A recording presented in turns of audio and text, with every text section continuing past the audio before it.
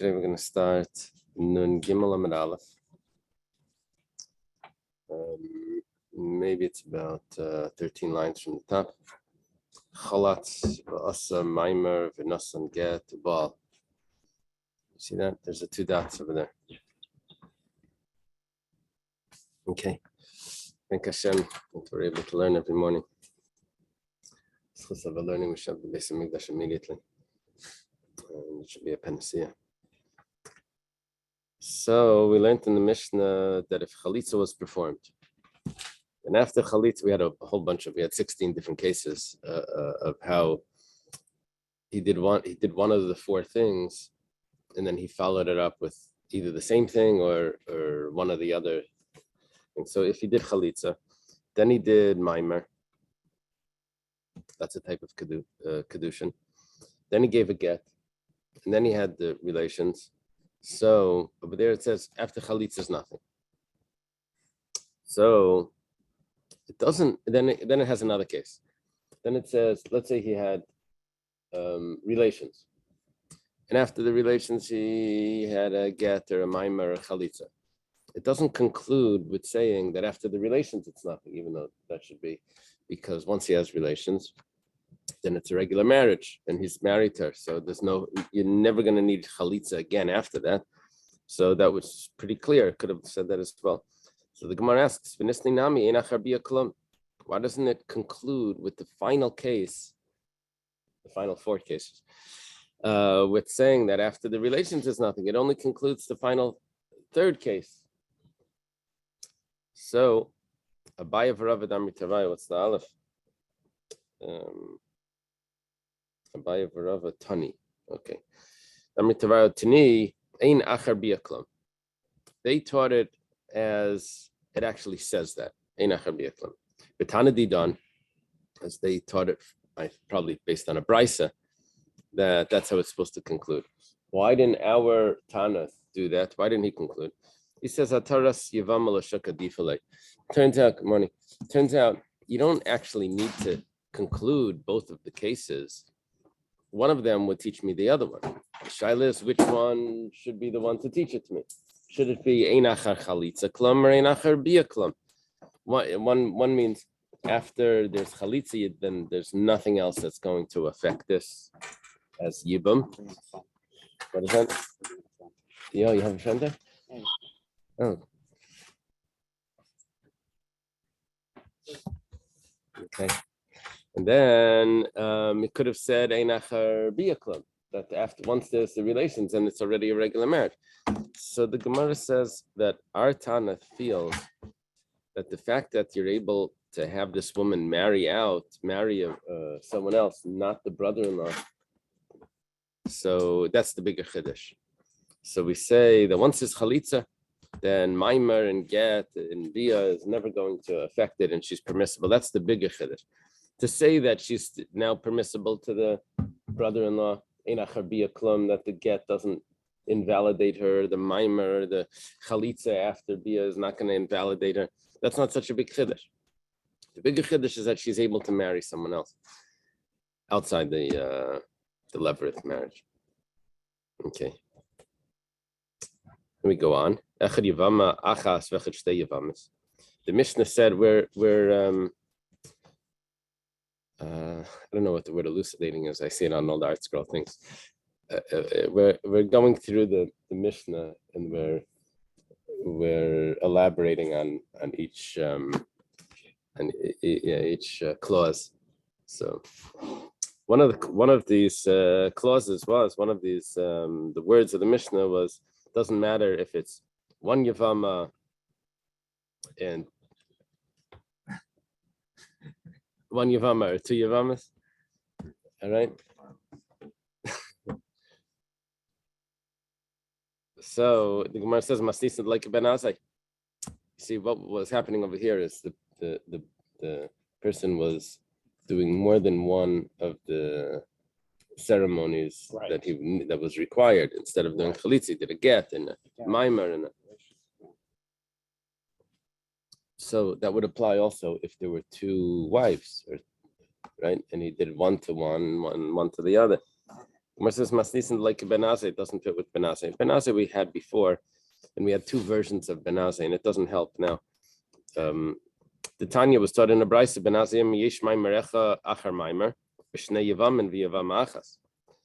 Benazeh says there is a concept of one maimer after another maimer, but that's only when you have two brothers-in-law with one widow, Shimon and Levi, just with Leah.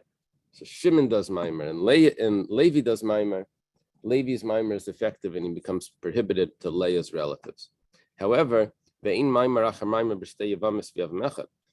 let's say Shimon does maimer on two of the wives, two of the widows, Leah and Rachel or Sarah, whatever their name is, doesn't matter. So he becomes prohibited. He does not become prohibited to the second one. Only the first one is effective. Now, in our Mishnah, we said that there isn't maimer achar maimer according to Rabbi Gamliel, and according to the Chachamim there is. So this Mishnah is going against Benazai, which says that it depends on how which one has how many. Okay, Ketzad maimer lezu. Mishnah said that he does maimer on one and he does chalitza on the other one. So then he requires a get for the maimer. He did maimer, which is a type of betrothal. Right. He did chalitza on the other one, even though chalitza should resolve everything, but he has to go back and give a get for the maimer, for the first one. This seems to support Shmuel. Damar Shmuel chalatz l'bailas maimer, le'nifter tzarasa. See what's going on? He didn't do chalitza on the one that he did maimer on. He did chalitza on the other one. That supports Shmuel. He has to divorce his second wife. He has to. What happened was his brother passed away, left two women, right, two wives. So he did maimer to one, betrothal on one, and he did chalitza on the other one. So the chalitza should resolve everything. However, he has to go back and do a get for the first one. So this seems to support Shmuel, because Shmuel said that if he would have done chalitza on the first one, it would not have satisfied the second one. The fact that he did chalitza on the second one seems to support what Shmuel is saying. And v'tiyuf to the Rav Yosef, and it's a kasha on Rav Yosef, because what did Rav Yosef say?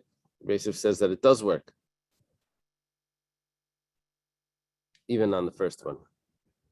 The Gemara says, no, what Rabbi Yosef really said is that you should not do chalitza on the second one, because the first one you're going to give a get to. So why should you spill out water that other people may need? I mean, why do you need to invalidate the second woman from prohibit her to a Kohen? If the first one is already prohibited, then you can resolve it all with the first one. So miktani chayletz. The Gemara resolved this whole thing like very interesting. It says the whole premise was wrong.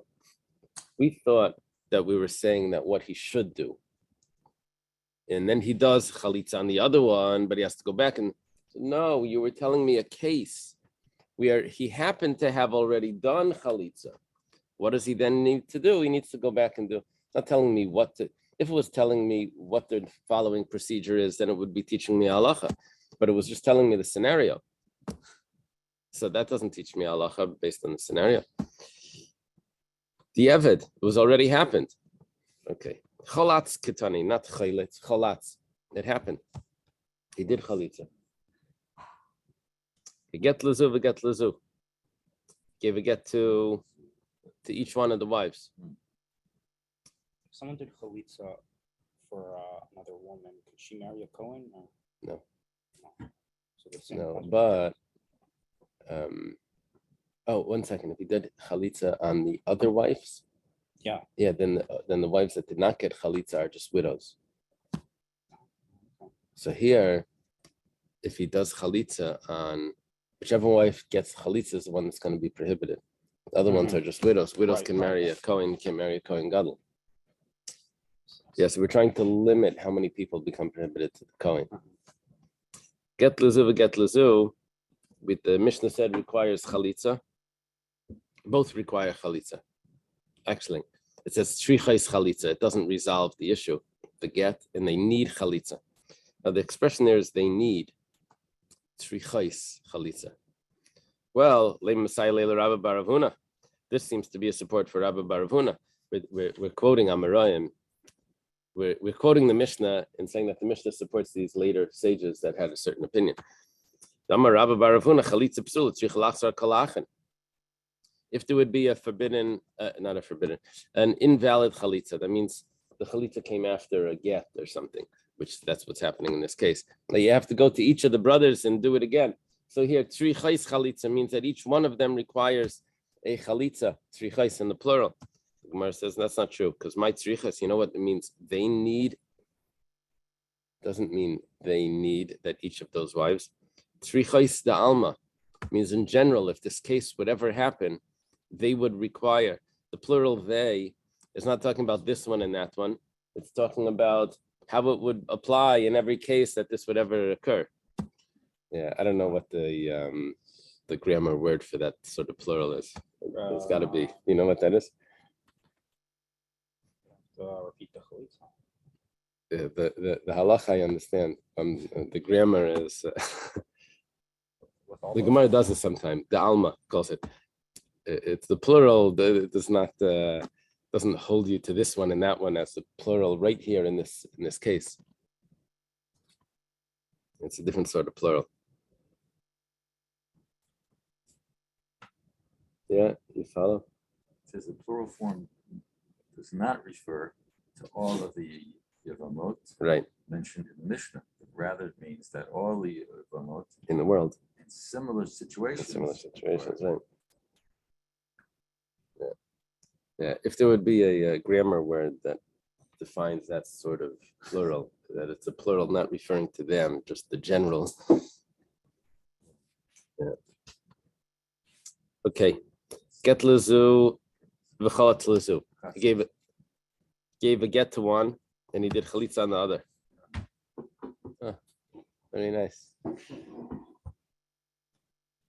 A get on one, and we're discussing if a brother, a husband passed away, leaves 2 wives yibum. The brother has to do yibum. Instead of doing yibum in this case, on one of the wives he gave a get, which was not called for, and that wasn't part of the protocol. He gave a get. Another one he did chalitza. So the rule was, how did this conclude? We said that the chalitza was good. This seems to be a question on Rabbi Yosef because, again, he should have done chalitza back on the one that he had to get, because Rabbi Yosef held that if instead of making them both prohibited to the Kohen, they should have just, you can take this volume over there. Which volume is this? What number is it? 14. Find 14 over there. It's a 2. It's also 2. So it says miktani chayletz chalatz ktani. Again, same answer. We're not talking about the prescription of what's supposed to be done. We're talking about what happened. It's just the scenario. So it's the evidence. It happened already. You can't learn a halacha from that. Chalatz v'chalatz, chalatz chulu. Yeah. At the end of the Mishnah, we did the same thing as we did before when we started with today. The last of the 16 possibilities, it listed out that first you started with chalitza, and then afterwards you did maimer, and then whatever. And then it said you started with relations, and afterwards you did maimer or a get, etc. And it concludes that einacha chalitza klum. The Gemara asks, just like it asked when we started today, listening nami einacha bia klum. Why doesn't it have the fourth conclusion that after relations there's nothing else that it says same answer that we gave before, that there's a brisa that actually does that. V'tana didan, why didn't our author of the Mishnah do that? Well, we were more impressed with allowing the woman to marry someone else than to say that the yibam was done correctly. Bein Yavam Echad l'shtei Yavamis. Whether it's one Yavam, means like in our case we had Reuven passed away, so all you have is one brother Shimon, and there's two wives there. There's Leah and Sarah, or whether it's the opposite, whether there's two brothers and there's one wife. Bishleim le Rabbi Yochanan.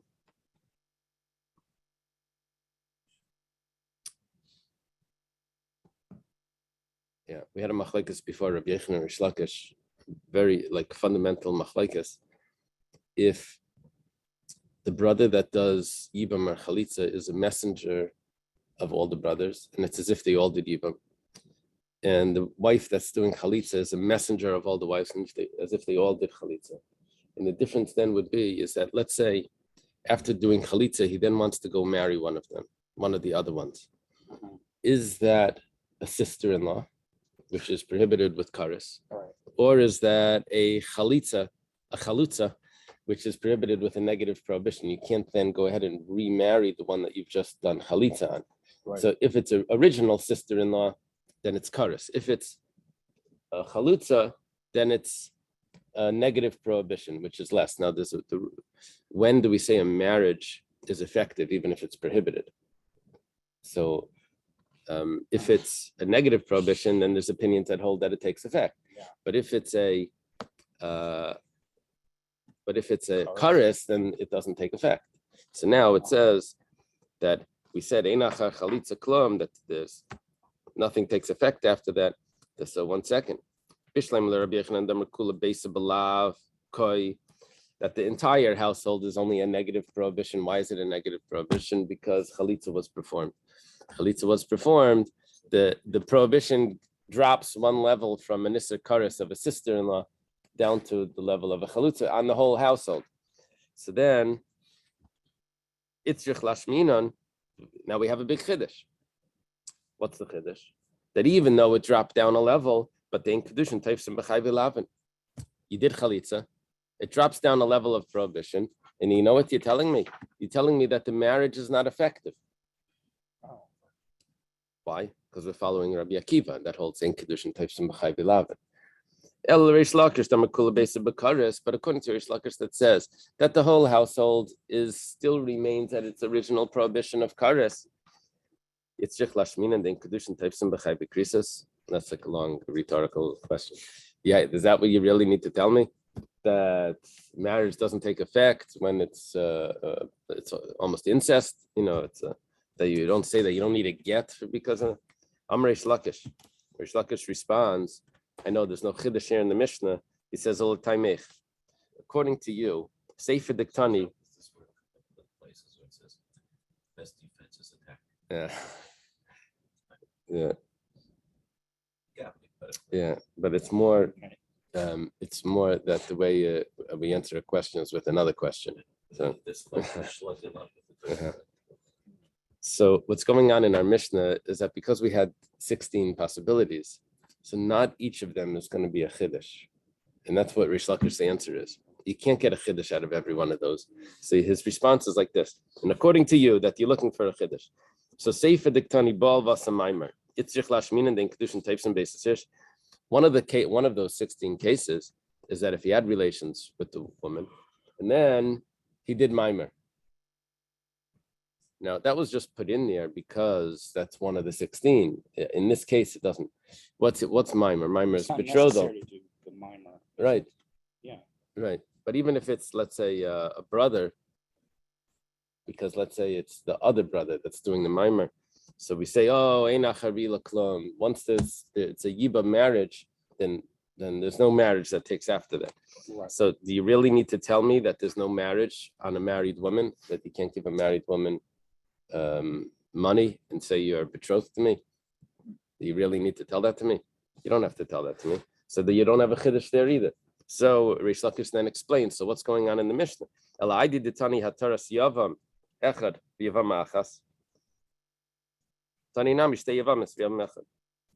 So, because you wanted to tell me one yavam with another yavam, with a yavama, Now, what happens over there? One Yavam with another Yavam.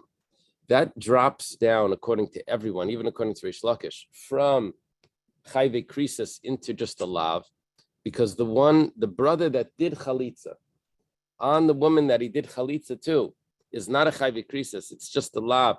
And over there, it's a Chiddush that there is Kedushin. Well, once you said that Chiddush,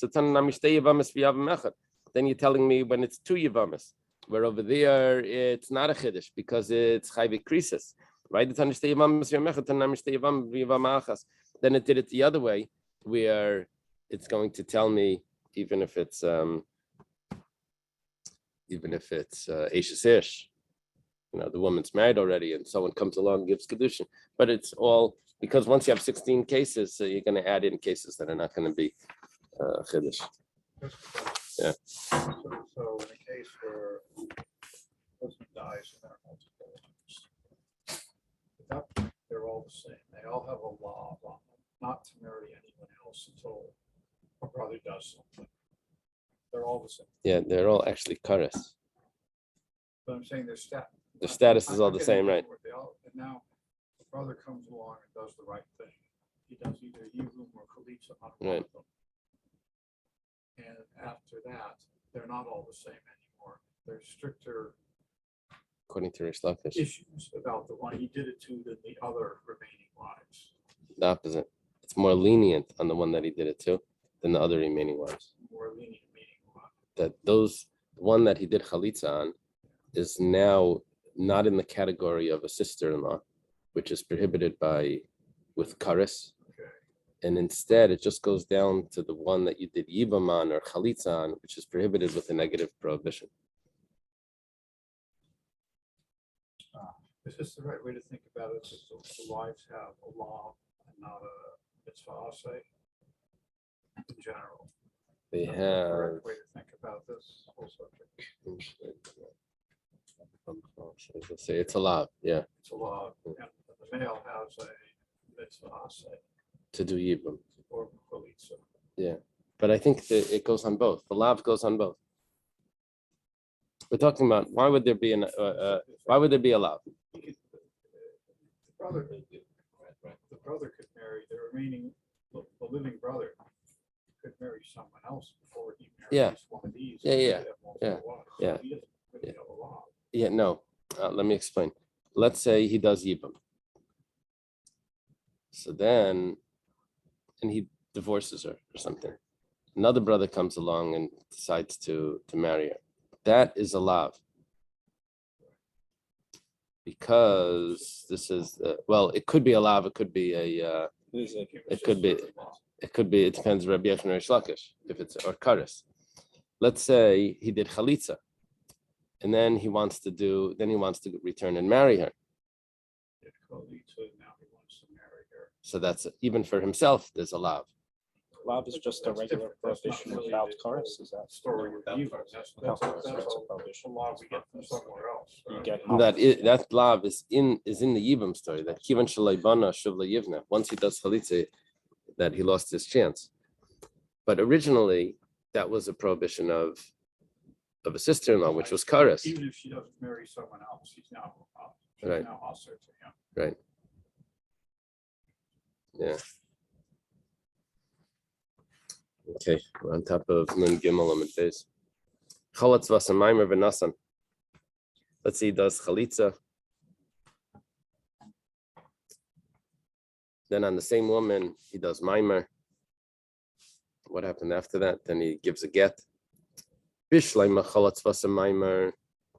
We get what's going on. If he did chalitza and then he does maimer, it's necessary to teach me that halacha. Why?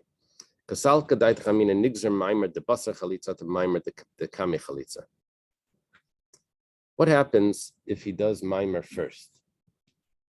First thing he does is mimer, a betrothal on this woman. Shimon, the brother of the deceased, goes to Leah and he does mimer. So then, mimer is a betrothal. Then he decides he doesn't want to marry, he does chalitza. So the rule is that he has to, besides for the chalitza, he has to give her a get. Okay. So let's say he does chalitza first and then he does mimer afterwards. Can I just say before that chalitza just in most cases just nullifies the get, unless you have like. No, chalitza does, if there was a get, then the chalitza would take care of the get.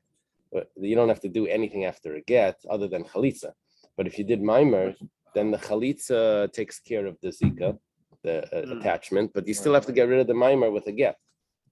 So if you did mimer first, then he does chalitza, so he has to return and do a get. But let's say he did chalitza first, and then he does mimer. Now the mimer of really it's a type of kedushin, but if it's not a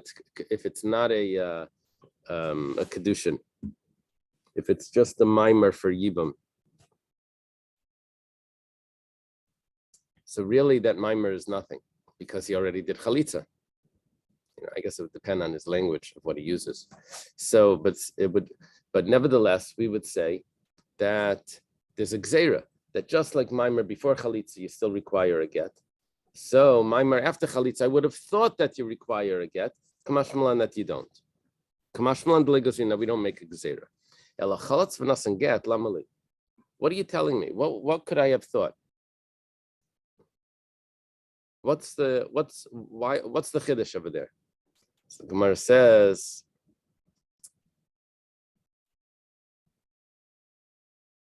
in other words, you don't need to do anything after that. She's already prohibited to him because of the chalitza, and everything that I need to know, that everything is already done already. So according to you, that you're looking for a chiddush, what about bal vasa mimer? If he has relations and then he does a mimer, he says bal v'nasan and bal v'nasan get, and he has relations, then he gives a get. Bishleim bal v'nasan get itzrich. If first he has relations, then he gives a get. Yeah, it's a chiddush over there because salkadait chamina nigzer get the basar bila to get mikami bila.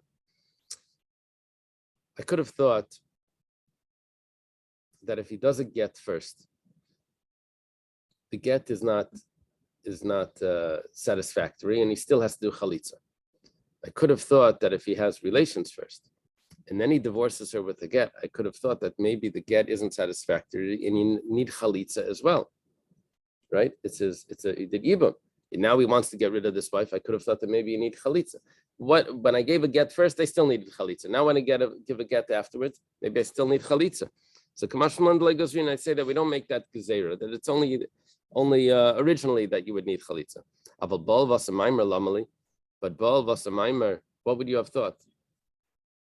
Ela I did tani chalatz vasa mimer tanami bal vasa mimer. I tani bal misnei the bal misnei bal v'nasan get tanami chalatz v'nasan get. We say you can't get a chiddush in every single case here. We're just getting you had a chiddush in one, and once we said that, then we said the other one. Rabbi, why don't you just say chalitza is like canceling the reservation? That's what he was asking. You just said, but that's what you just.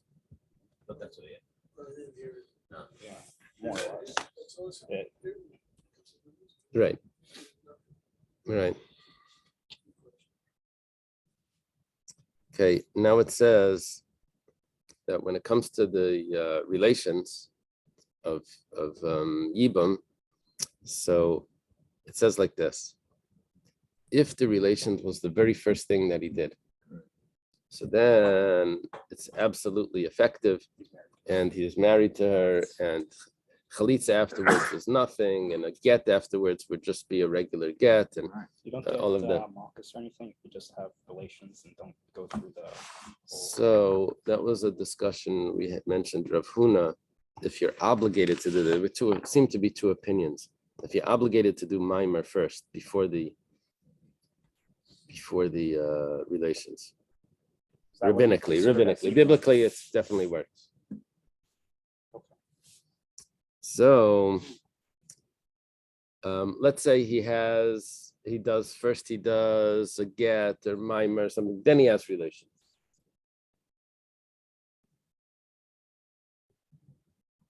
So we say that that's that the relations after that. No, well, not mimer. Let's say he does a get first.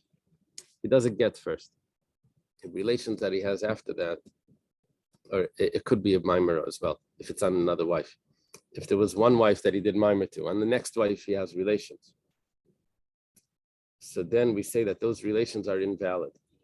Now, invalid means that it's not a full yibum. We say that it's just considered like a mimer. That's how we put it before. It's called a bila psula, right? Bila psula. So masnisan bleki aitana. You mentioned that only if the relations are the very first thing is when it's going to be absolutely effective, but not when it's done later after some other ceremony. Why? Because the Tanya was taught in the Brisa, Abba Yosi ben Yochanan ish Yerushalayim Aimer. Abba Yosi ben Yochanan of Yerushalayim. This is Yosi ben Yochanan. No, this is what we had in Pirkei Avos. Just it starts with Abba. Is Abba like a honorific title, or is that a name? I don't know.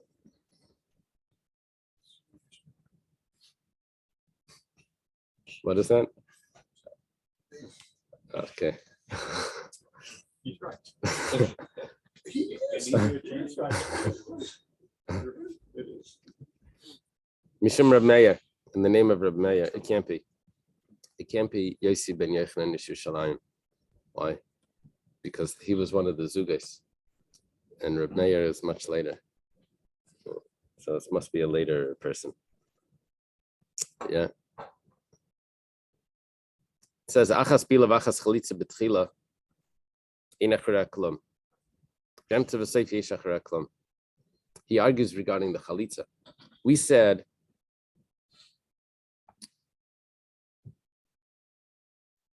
that beila could be psula, but chalitza is not possible. That's what the Tanakama said in our Mishnah. That if the relations comes after a mimer on another wife or a get, that beila is not really a full yibum. But chalitza, there was nothing to be worried about. Yeah. Let me go back just to explain what happened over there. Not Gemara, we said, well, actually, we'll read a little further and then you'll see. There's actually three opinions. Tanakam Savar, Tanakam holds Bia Dikla Migzar Gazrinan, Chalitza Dlekel Migzar Legazrinan. There was a decree, something that we were concerned about, if there would be a psula.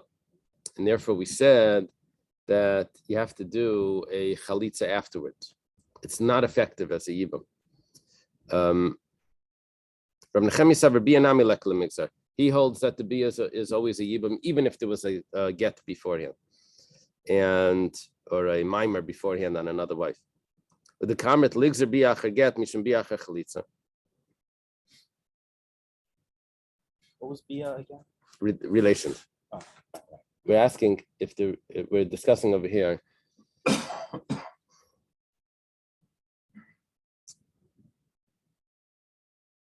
Chalitza does severs the cancels the reservation.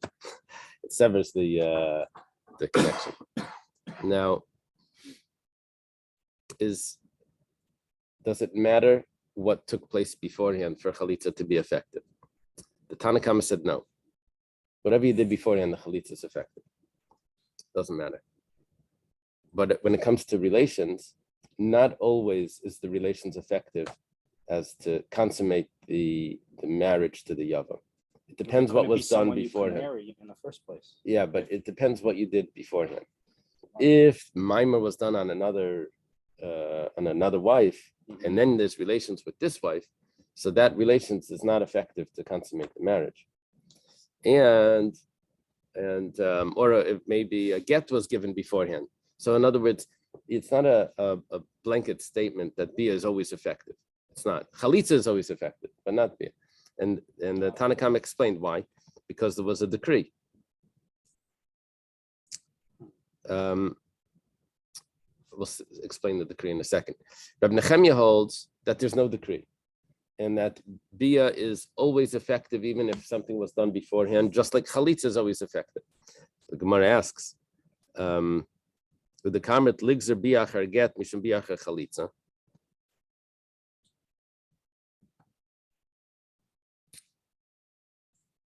I wanted to say like this: if we make it look like whatever you do before the bia is not effective. So in other words, a get was given, and then there's bia, there's relations. So we say ignore all of that. It's a perfect marriage. Ignore the get. The get's nothing. The relations, it's Yibam.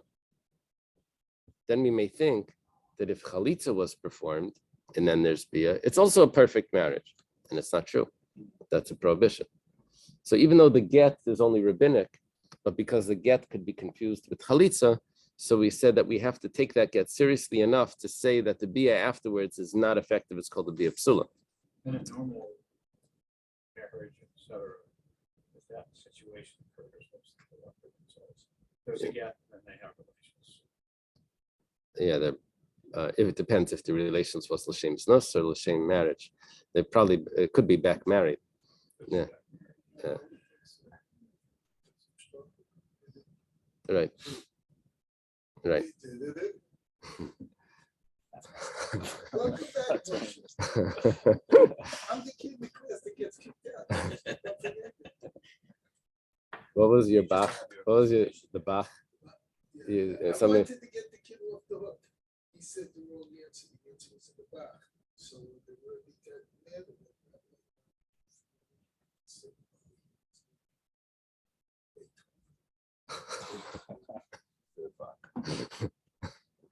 So we got off the hook and I got sent to Gets into the. Had you met him before? Yes, Who was the dean?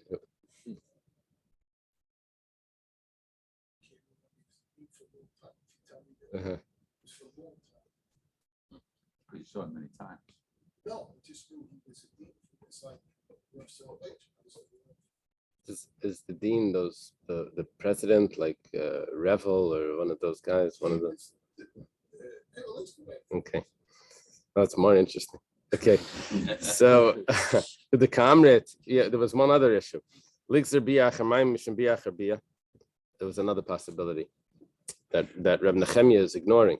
Reb Nechemia is just saying that every relations is always creates Yibam. But what about what the Rabbanan were concerned about? That if there's relations to one wife, and then there's relations after another wife, so that's for sure not good, right? That's for sure a prohibition. So if you're going to say that a mimer is nothing to one wife and relations to the other wife is fully effective, then you may think that relations to one wife and relations with the other wife is also fully effective. And that's not true because that's already a prohibition. So therefore, we have to take the mimer seriously and say that relations after a mimer to a different wife, relations with a different wife, to a mimer to the first wife or whatever, we have to take that serious and say that it's called to be a psula. Reb Nechemia ignores that. So the Gemara says, "Kivan the bia deiraisa ha made the yada." He says everyone's going to know that there's a difference between chalitza that's deraisa and bia that's deraisa. You're worried about mimer or a get. Both of those are rabbinic. We're not concerned about those. When it says earlier that you can't be be the head of two households, what does that mean? Is that because obviously like polygamy was permissible, Right. So Right. But when it comes to a sister-in-law, so then you were only supposed to build the brother's house. But it says one house, not two houses. That means you don't marry both of the wives. Yeah. So, Mr. Mishnah, but this is a case where multiple brothers passed. It could be just one brother passed, but there's more than one wife. And he's supposed to do either Yibam or Chalitza on only one wife, not the other one. And it gets complicated when he tries to do multiple. And then, so basically, Reb Nechemia holds is that we don't make a decree because so you may get confused with the deraisa. Abba Yosi ben Chanan savar karabanan the gazir b'bia v'chazer chalitza misham bia. Abba Yosi ben Chanan. Now it's here Chanan. Now it's not Yechanan. Isn't that interesting? Do you have Yechanan?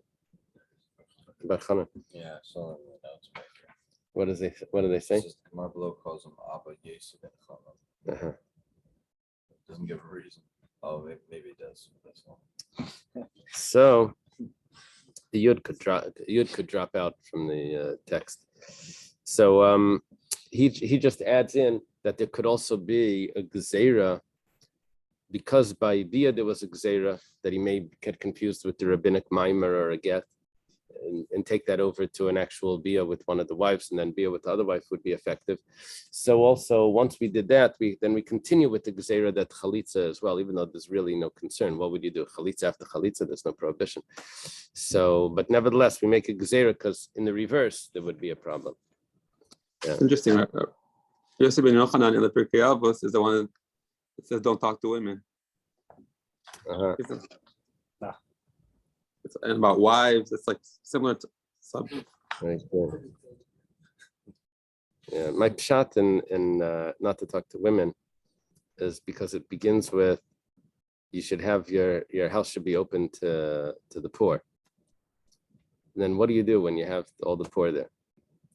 So you have different options. You could either entertain the men and let your wife entertain the women, or you could try to entertain the women as well. Now, it says that you should not entertain the women. You should not even entertain your wife, because that's going to leave them on the side, and you're the one. So let her entertain the women and you, and that way it doesn't stop you from bittul Torah. Yeah. Otherwise, you have to come up to like very interesting pshatim that you shouldn't talk to your wife. Like, what's the pshat? And maybe she's a nida. There's all types of like things. Otherwise, it doesn't. But like this, we're talking about entertainment at the house. So sit at two ends of the table. The women down there schmoozing about what's on sale. The men talk Torah. This is quite a parak coming up. Very detailed discussion about what exactly is the definition of a forbidden relation. What's it gets like almost graphic in that. But let's see. Bal Yevimte, someone that has relations with his Yevama. Bein b'shaygig, whether it was b'shaygig, how was it b'shaygig? Does he have relations b'shaygig? Well, he thought it was his wife. He didn't realize that it was the Yevama. Because it was one house and it was dark. I don't know. It went into the wrong room. I don't know. Bein b'mezid. What does b'mezid mean? On purpose. That's what it's supposed to be, on purpose. Mezid means that it was for znus. He didn't have intention for the marriage of the yibum. He had intention for promiscuity. Bein ba'inus. Or maybe it was ba'inus. Ainus means coerced. Let's see how that works. Bein baratzen, or it was willing. Afilu hu shaygig v'hi mezida. Even if he was mistaken and she is mezid, that means she's doing this for znus. Who mezid v'hi shaygeges? Maybe he has intention for znus, and she didn't realize who it was. I don't know how that's possible, because she's not supposed to be having relations at all. Who anus v'hi la yanusa? Let's say he's coerced and she is not coerced, or he anusa v'hi la yanus. No, she can't, because she was just widowed. Yeah. Let's say she is coerced and he is not coerced. Whether it's someone that just has the initial act, the initial stage of relations, he didn't complete the relations. Mara, yeah. Exactly what stage of that? Where is that considered Mara? Where is it considered Gomer? That's a discussion later in the Gemara. Yeah. So whatever the case is, Kana. You hear this? That's the main point. All of these cases, he acquires the wife, which means he also acquires the inheritance of the deceased. We don't make a difference whether it was a complete bia, complete relations, or not complete relations, and we don't make a difference whether it was the relations was done in the normal manner or if it was done in the abnormal manner. Yeah, like sodomy or something. The same, this halacha that we just said, which applies to Yibam, also applies to any other forbidden relations. And the same thing applies to someone that he's not supposed to marry. For example, for a kayan and etc., as will be explained. Did you just say that being Shanik Darko Acquires. acquires? Yeah. Even though there's no possibility Of liknei further shame, without right? his name? Yeah. That's what we'll see soon. Those things are prohibited for the kayan gadol or for the kayan hedyet, those women. Mamzeres and Shinli Yisrael, or it's a mamzeres or an asina. Mamzeres was what was someone that was born from relations that was prohibited, or an asina, which was these people that converted that we weren't really allowed to accept them, and they're also prohibited to anyone. Bas Yisrael and mamzer lenasin are the opposite. If it's a boy that's marrying one of these, that is from one of the, it's either a mamzer or a nasin that's marrying a Jewish girl. Pasla, it invalidates her.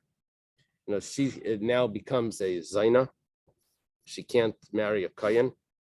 And over there, we don't make a distinction between if it was a complete relations or not a complete relations and what type of relations it was. It's all the same. Okay.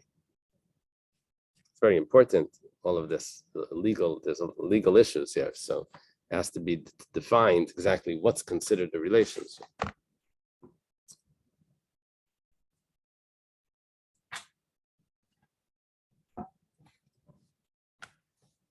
Yeah. My afilu. We mentioned over here, afilu hu shaygig v'hi mezida. Even if he was a shaygig. What are you trying to tell me? Even. It says, Laimi bai kamer. It's not only. It's coming to tell me a not only. Not only this, but even that. Laimi bai hu shaygig v'hi kamachaven lemitzvah. Not only if he didn't know that it was the Yevama. He thought it was his wife.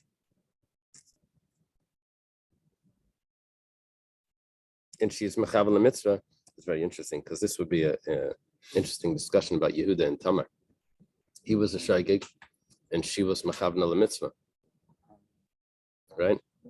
Inami, who mazid become mechaven lemitzvah? Maybe he was a mazid. Mazid means l'shem znus. Means he knew who it was, but he just didn't want to marry her. He was just. Why did you say it was a shogeg? He thought it was a different woman. Shogeg. Yeah, well, as opposed to mazid means that he knows that it's the. He did it anyway. Oh, so as far as this, Tama was because it was a shogeg. As far as what he did, it was a- Right. But she nevertheless knew. Even if both of them did not intend for Yibam. Nevertheless, the Yibam takes effect. Rab Chia has a brisa that goes like this. Even if both of them are mistaken, they didn't know who each other were. Even if both of them were mezidim, they knew who they were, and they just were doing for znus. And even if both of them were coerced. It's hashgacha practice. I should have said this. They had no idea what Gemara asks, Anas demasnisin hechidami. What's the case of an anas, coerced? It says, non-Jews came in and they said, they forced him that if he has to have relations with this woman. They're forcing him to have relations. So he's coerced. Shotgun marriage. Shotgun would bother my country would marry the girl, I'll kill you. So Vahama Rava Rava says there's no such thing as coercing a man, because in order for him to have the act, he has to have the right arousal. He can't be aroused if he's not doesn't have the intention. Ela biyashin must be that he was asleep and he was aroused in his sleep. And that's how he was able to. That's what we're calling coerced. Not that we're non-Jews there. I guess he did the act while he was sleeping. Rabbi Yehuda. Sleepwalking. Yeah. Right. I thought it Yashan was- like kind of be Yevamtai. Or Rabbi Yehuda says that it's not a Kenyan if he's asleep. Ella benitka. The Gemara gives this very strange example that he fell on her. Well, how did he? What happened? Well, it must be that he was aroused because of his wife. Then he ended up falling off the roof and falling right on top of the Yevama, and they had relations. Not they had relations. The fall itself, it was like coerced. He fell right inside her. That's not going to work. it wasn't one- Because if this happens, Rabbah already spoke about this. And Rabbah said that if someone falls off the roof and he ends up falling exactly right in that position of relations, so he's chayav for nezek tsar ripay and sheves. That means he has to pay for damages that he caused her, medical bills and loss of work and pain. But he's not, first of all, he doesn't have to pay for baishas, embarrassment. Could be embarrassing. Why not? Because baishas he only chayav if it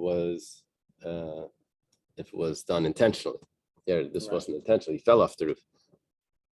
And one more point Rab adds in is that he doesn't acquire the Yevama. So this can't be the case of being coerced.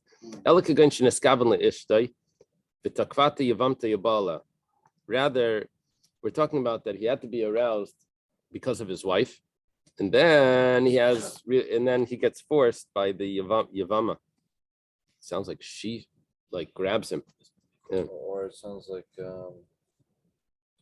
Yaakov, like switcheroo. Yaakov, Rachel, and That would be a shogeg. That would be a shogeg. That would be a mistake. That would be a mistake. That would be a mistake for the wrong woman. Here, he knows what he's doing, but he doesn't have any power because he's being coerced. This is a oinus, right? We mentioned that Reb Chia has a brisa that Shnei Manusim. You just told me how he was an honest because the Yevama grabbed him. How do you have Shnei Manusim? We have to say that he was aroused first, otherwise he's not an honest. So he was aroused because he was intending to have relations with his wife. And then non-Jews came along and grabbed these two and pushed them together. The halacha is that afilu shnei manusim is kana. They become a yavam and yavam.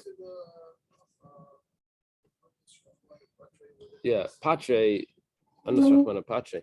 That doesn't mean that it didn't happen.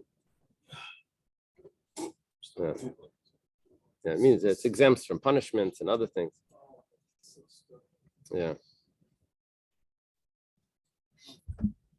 Okay. Minahani mili. How do we know this? The Tanur Rabbanan. Stood in a brisa. Yevama yavayala. Yevama. I think it's with mapake, right? Her yavam comes on her, right? Mitzvah.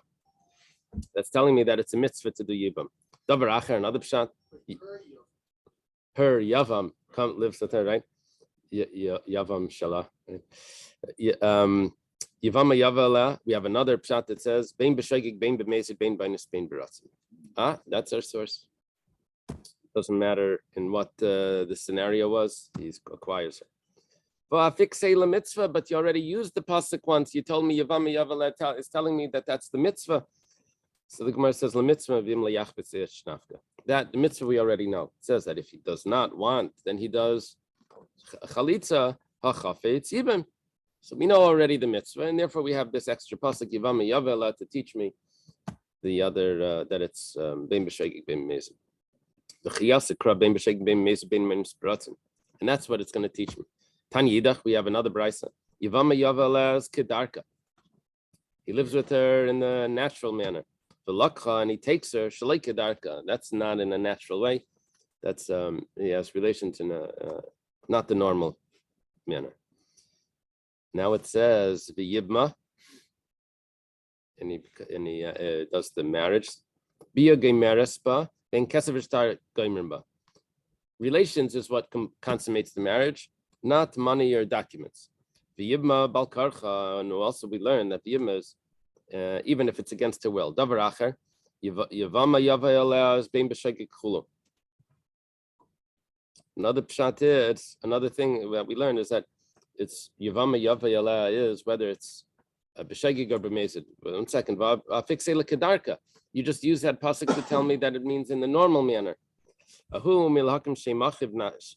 Milahakim lachiv shame nafka. B'makim shemakim shame. This was a question. How do I know that relations in the normal manner is acquires her? Because it says you have to create a name for the brother.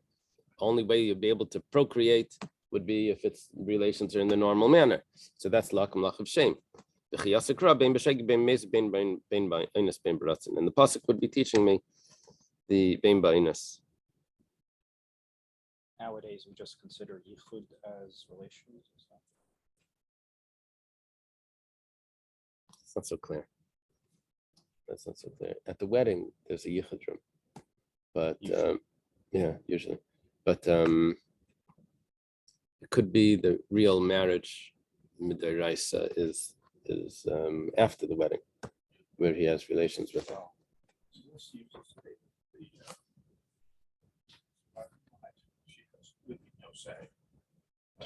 Yeah, but we did learn before that she does have a say, because if it's a mukashkin, something that's like not nice about him, she can reject it. We learned that from a pasuk. Yeah, I don't think so. I think it was biblical. Yeah, it was in the first few daf. I think so.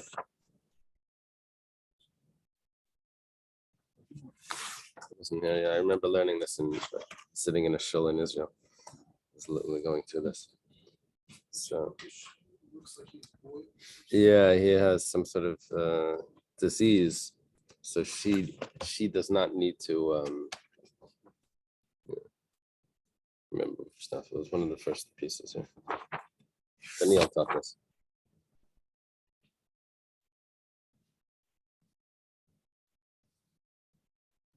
Yeah, she does have a say.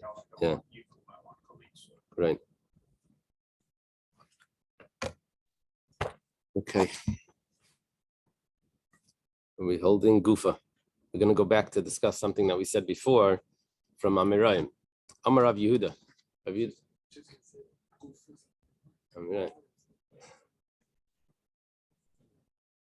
Amar Rav Yehuda. Rav Yehuda says, Yashin like kind of be avamte. If he's asleep and he has relations with her during his sleep, that does not acquire. Has to be intention for relations. But Tanya bein bein yashin. We have a brisa that doesn't say that. It says differently. It says even if he's asleep, ema bein era bein yashena. Whether she's asleep, but he has to be awake.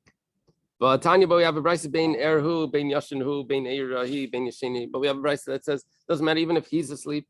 That's not talking about really asleep. That's just calling him asleep, but really he's like just dozing off. What is misnamnim? Well, Rav Ashi explains, nim v'lei nim. He's asleep, but he's not. Tir v'lei tir is, I don't know which one is which. Nim is asleep. Nim is asleep. Tir, what does tir mean? Awake? He's awake, but not awake. Going the karle v'ani, they call him, and he responds, but he can't give a logical answer. But then when you remind him the next day, he remembers. This is when the kids ask permission for things. All the time. No, the kids ask permission right then. So you said I could go to a friend's house for Shabbos? Yeah. So what are you doing? But you told me. Okay. Gufa. We learned before from Amirayim. Amar Rabba. Rabba said, Nafal menagag b'nit chaybar b'dvarim b'yapta leikana. He falls from the roof. So he's chayav in the 4 damages, but not, he doesn't acquire the Yavama. He's not obligated to pay for embarrassment. Why not? The Amar Mar ain't chayav al b'ishat, because we learned that you only chayav if that's intentional. Amar Rava, if he intended to press himself against the wall. I guess he was aroused already, and he was pressing himself against the wall, not the intention to have relations, he's pushing himself against the wall. But it turned out he pushed himself against the Yevama. Like Kana doesn't acquire. That's very surprising because we were saying before that it didn't matter. It was always, let's see in the Gemara. But let's say he was intending to press himself against an animal, have relations with the animal, but it turned out that it was the Yevama. This is a little insulting here. So, Kana, he acquires her. Why? He needed to have intention to have relations. That was required, that he is having relations. Now, before he's pressing himself against the wall, so that's not even considered relation. He didn't have to know who it was with and what if his intention was to acquire her, if it was l'shem znus and all of that. But it had to be intention of relations. But you earlier said if it wasn't the kind of relation, It still acquires. No, we learned that kedarka also, but we didn't say, it didn't teach us that it needs to be kedarka. We learned also kedarka. It's also acquires, yeah. Yeah, we didn't say that clearly in the pasuk. That's interesting. It seems like we're going to pretty great lengths to try to get him married to this. Yeah. Right. Seems like it's like Yeah, that's better, it. the best case scenario. Tara wants him to get married. Right. Rava gave a case, like there was a much more improbable case, much less improbable case, where Rava said, "Oh, this couldn't happen because he wouldn't be aroused." Like, these cases seem so far fetched. Right. You're asking that when he fell off the roof, apparently he wasn't intending to have relations as he was falling, right? Right. Yeah. So the only thing is, maybe the pshat is, I don't know, but maybe the pshat is, I have to look in the notes in the thing, but maybe the pshat is that over there it said clearly that he was intending for his wife, or he was aroused by his wife. So he wasn't intending to have relations. And then he ends up falling off. And yeah, but the act itself didn't seem like that was, there's something interesting there. they're right for market, because it says, whatever it is, the guy really was intended to fall off the roof, right? So here you could say, if we kids fall, I should really intended to should fall off. It's the same case. Right. Right. Right. Different things happen. Right.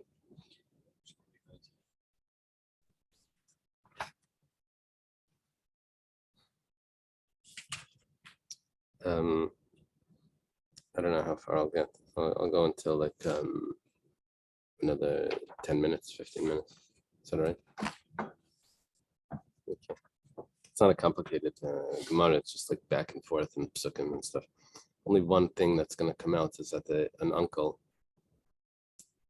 There's one like nuance in this Gemara that an uncle, an aunt, depends if it's the father's brother from the mother, or father's from the father. It's just one thing that you'll see if you have to learn it on your own. Okay. Echad Amara, whether he has just the initial act of the relations or if he completes the relations, it didn't matter. Amar Ula, Minayin La'ara min HaTorah. How do we know that Ha'ara, which we didn't explain exactly what Ha'ara is, but how do you know that he doesn't need to finish the relations? Just even if he starts the relations, that's already a prohibition. Yeah. Shenemar, it says in the pasuk, this is a pasuk referring to a nida, a woman that lives, a man that lives with a woman that has her flow, and he reveals her nakedness. As makaira, her womb, hera, it sounds like he enters or something. Mikan la'ara min HaTorah. Here you see that ha'ara is already the prohibition. Mar says Ashkechan Nida, so we find that Ha'ara is a prohibition by a Nida, Sharayas Minayin. How do you know that this also applies to other prohibited relations? We'll say, well, it's a precedent. We find it by Nida. So the same thing applies. Well, it says he can't use that precedent. Over there, there's also Tumah. Ha'ara is to see. No, Right? That's what I mean. what is it? I mean, I'm just Tell going me off again. modern Hebrew. Ha'ara. No, No. that would be, yeah, this is with the ayin. Ayin and an aleph. So, but over there's some other halacha that the man that lives with her becomes tummy. Well, asim eishes ach. We'll learn ha'ara from eishes ach, a sister-in-law. Can't marry the wife of your brother.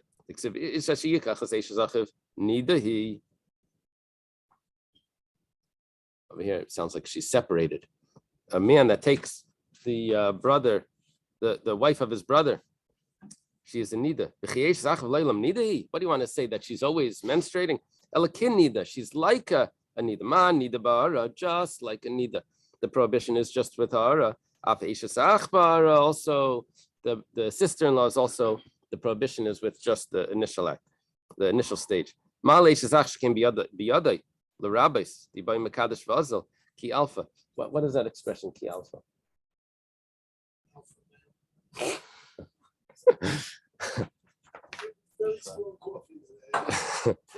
says 1 second, but Eishasach is different, because the Eishasach, the brother can continue to marry as many as he wants.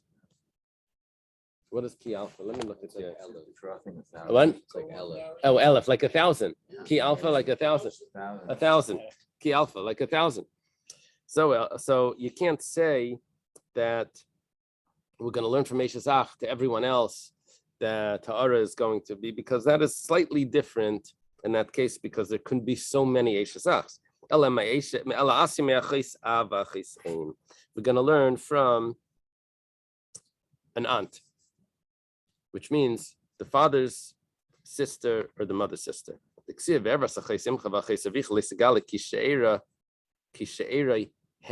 uses the word hera directly there, just like it used by Anida, esmakere hera, by the aunt. It also uses that word. The Gemara says 1 second. If you're going to learn from an aunt,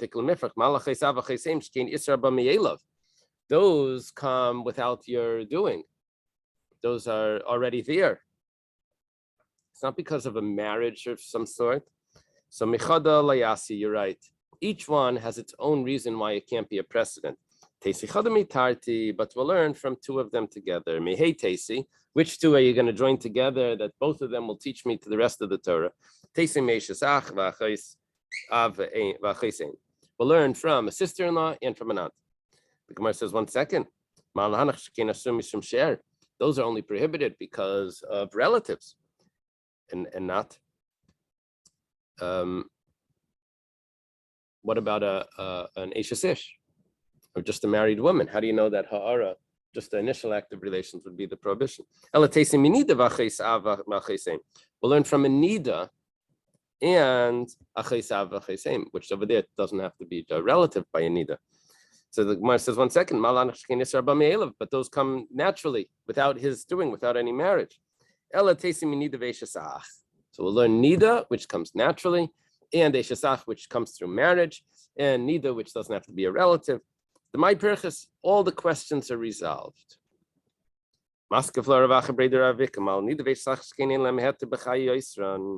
Nida and Eishasach, while the husband is alive, they never become permissible.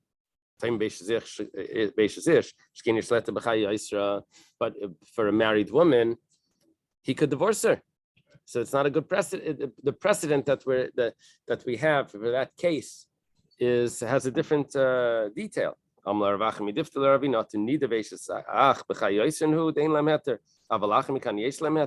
are you telling me? That a nida doesn't become permissible during the life of the husband, but she does after the life of the husband. A nida, it has nothing to do with the husband's life. It has to do with the days, what's happening in their cycle. And Eishazach, that doesn't have to do with if he's alive, if the brother's alive or not. It has to do with if the brother has children or not. Then, even if he passes away, if there's children, it's still prohibited.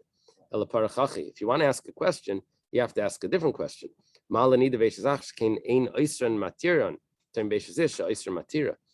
The husband cannot permit her.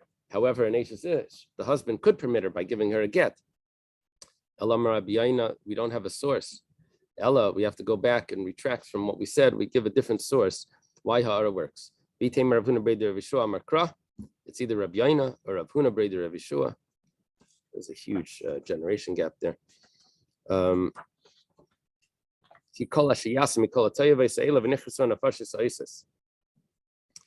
Anyone that will do from these abominations, their soul will be cut off.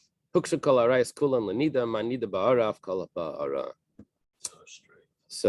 we learn they all are in the same basket boat.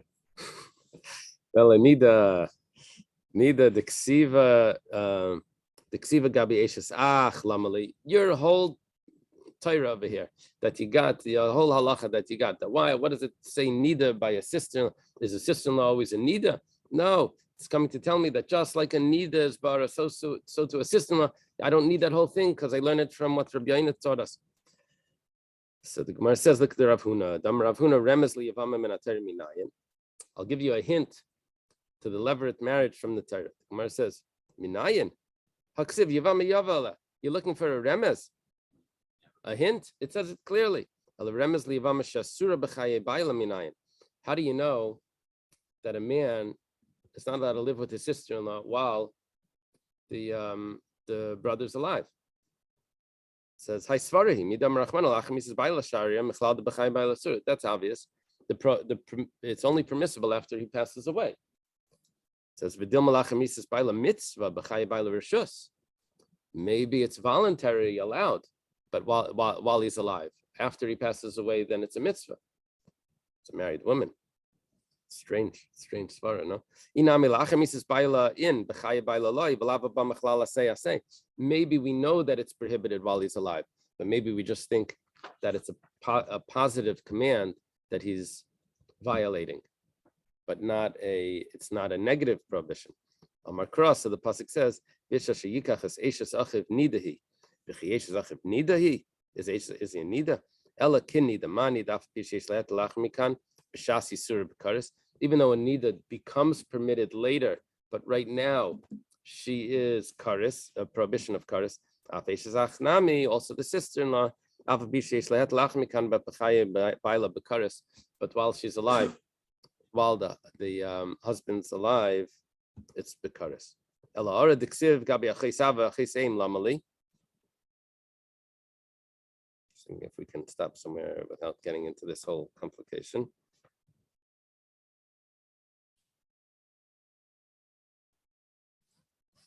Yeah, let's continue. If you go, okay, this is where the complication starts. How do you know? I'm sorry. What's the reason for why it needs to mention ha'ara, which is the initial stage of relations, by the aunt, whether it's the father's sister or the mother's sister? So the Gemara says, why do I need to say it there? Because I learned from Rabbi Yaina and Rav Huna Breder Rav Yeshua. Look at the boy minei Ravina meirava, because Ravina asked Rava the following question: Hama'ara bezachar mahu. If someone has relations with another man, homosexual relations, but he only has the initial stage of it. So he answered, Bezachar mishkavei isha ksiv. The expression is if he lives with her, the laying of a woman, the way he would lay with a woman. Now, since by a woman, ha'ara is also prohibited, so too it's prohibited by a man. Elamar bebehema, what? Let's say he lives with an animal over there. It doesn't say mishkavei isha.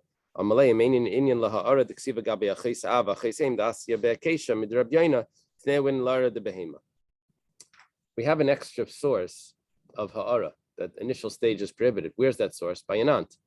And it's not necessary because we know it already from Rabbi Yaina. So we're going to use that to teach us that by an animal, it's the same it's the prohibition. Those initial stages, is that where it says in the Torah that they're uncovered? Is that? Makaira hera, yeah, Makaira hera. No, the Gila Ervasa is what uncovered the nakedness. Makaira hera sounds like he entered the womb. Okay. That's a Michti. 1 second. Behema chayv mises bestini. If someone lives with an animal, what's it called? Bestiality. So that's a capital punishment. My time aksiv laara didei gabi chayv krisis. Why does the law of the initial stage of this act? Why do we have to learn that from chayv krisis, which is relations with an aunt? Lichtiv gabi mises bestin. Let it say it by another capital punishment case.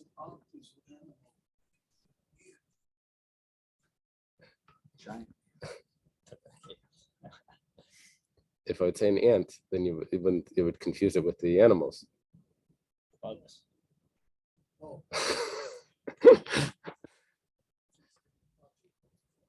Okay. So, Nelef Mises Bestin, me Mises Bestin. Why don't we learn from another case of Mises Bestin?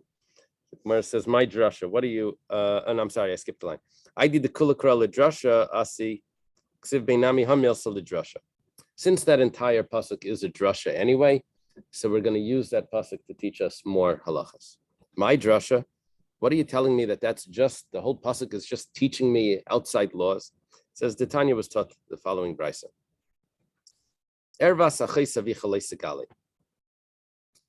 The nakedness of the sister of the father, the aunt, should not be revealed, should not reveal it. Bein mina av, bein mina im. Now, the father has a sister. How is it the father's sister? It doesn't matter if it's the father's paternal sister or maternal sister. You're telling me it doesn't matter. Maybe it's only prohibitive if it's the father's paternal sister. And I'll tell you, it's even logical to say that.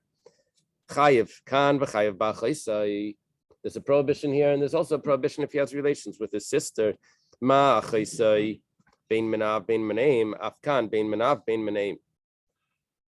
Also, by an aunt, it doesn't matter if it's his father's paternal or maternal. Because the Zika is also both paternal and maternal also. No, No? Zika is only paternal. Yeah, but 1 second. One second. No, don't confuse. You're throwing in some added details. Or maybe don't learn like this. Here's where it gets one slight detail that's like a little bit surprising. He's chayav here, and he's also chayav by his aunt. Now, there's two types of aunts. One is a father or mother's sister. Other one is a father or mother's brother, wife, brother's brother's wife. So it's through marriage, aunt through marriage. There's two possibilities. Now, we said already that when it's an aunt, because it's a sister of the father or the mother, we said that it doesn't matter if it's paternal or maternal. But let's say it's the aunt because it's the father's brother's wife, but there's a difference between if it's Madai Dasai Mina Av Leminaim. That's only if it's the father's brother's wife, but not if it's the mother's. I don't think there's like an English. If it's the father's maternal brother that's married, then that law doesn't apply. Yeah, it's a nuance here in the there's like this one little interesting exception to the laws of an aunt, that if it's the father's maternal brother's wife, that's not considered a prohibited relation, a prohibited relative. So Afkan, min av le'minaim, maybe we'll learn also when it comes to a regular aunt that the same halacha should apply. So should we compare it to a sister? Should we compare it to the aunt through marriage?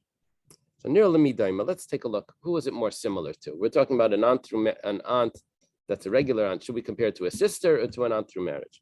Well, done in Yisra B'Me'elef, through marriage is different.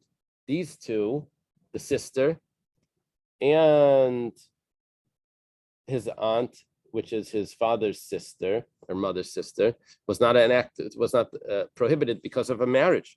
You don't proved from the marriage one, that's not doesn't have to happen automatically. Or maybe do this differently. Maybe you should say it's more similar. An aunt is more similar to an aunt. Aunt through marriage, similar to a father sister, as opposed to his own sister, which is his own relative. So who should we compare this to? Talmud Leimar, Erva Sachei Savicha Leisegale, Bein Menav, Bein Menaim. Erva Sachei Simcha Leisegale, Bein Menav, Bein Menaim. Lamali Lemichtra Bachei Sav, Lamali Lemichtra Bachei Seim. So you're telling me that when it comes to an aunt, which is just the father's sister, that it doesn't matter if it's the paternal or maternal. So Amar Rabavot Tzrichi. It's necessary to say this. Oh, 1 second, I skipped one point over here. It's coming to teach me that I skipped one point. It's coming to teach me that when it comes to the aunt through marriage, no.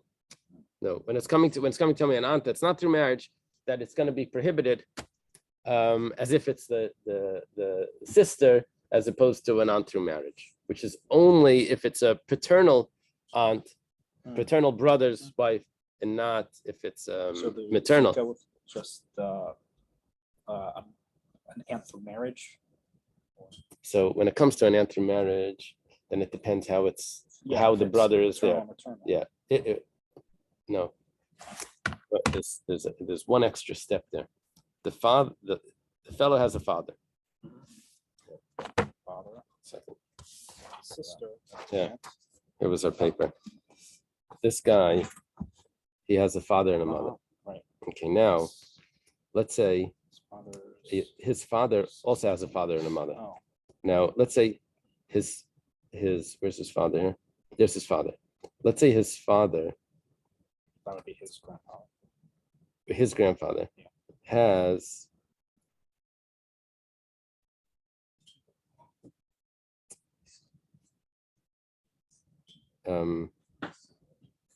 let's say his mother, let's say this fellow's mother, So his grandfather. through a different marriage, has a child. So that's his half brother. Uh-huh. That half brother's wife is Mhm. not a biblical prohibition. Okay. It's only a Eishes Achiav Mina'im. Okay. How yeah, in this way it also works a little interesting. If his mother,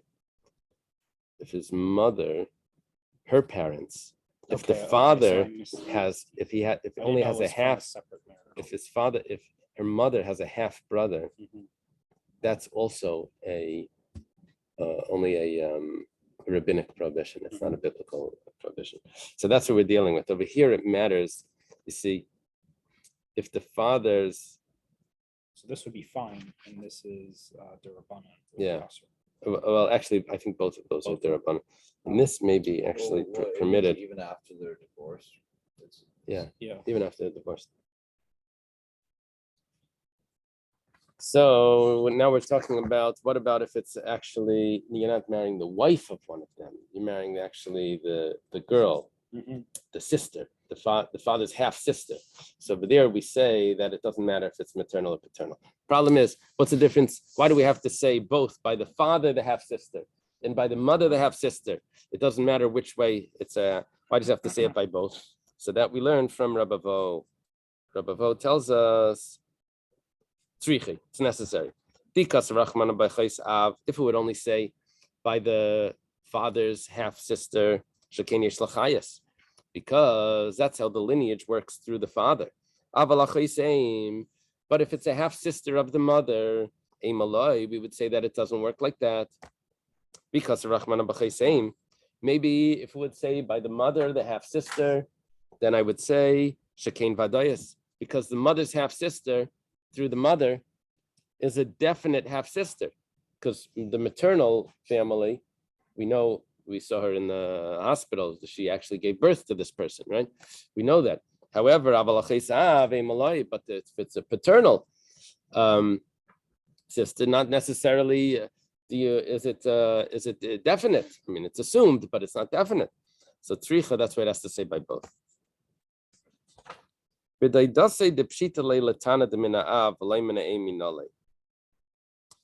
you get this from? That when it comes from the uncle's wife, that it's only if it's the uncle from the father, only if it's the father's father, if it's the father's paternal brother's wife, but not maternal. Where do you know that from? Amarava asya doidai doidai. We learn it from this this pasuk of doidai. Ksiv hacha ervas doidai gila. Ksiv hasam ay doidai ben doidai yigaleno. Let's leave it over here. This last piece, but they dasi the pshitla. Let's leave this over here for tomorrow. Okay. Okay. When does kufa not apply to, no, when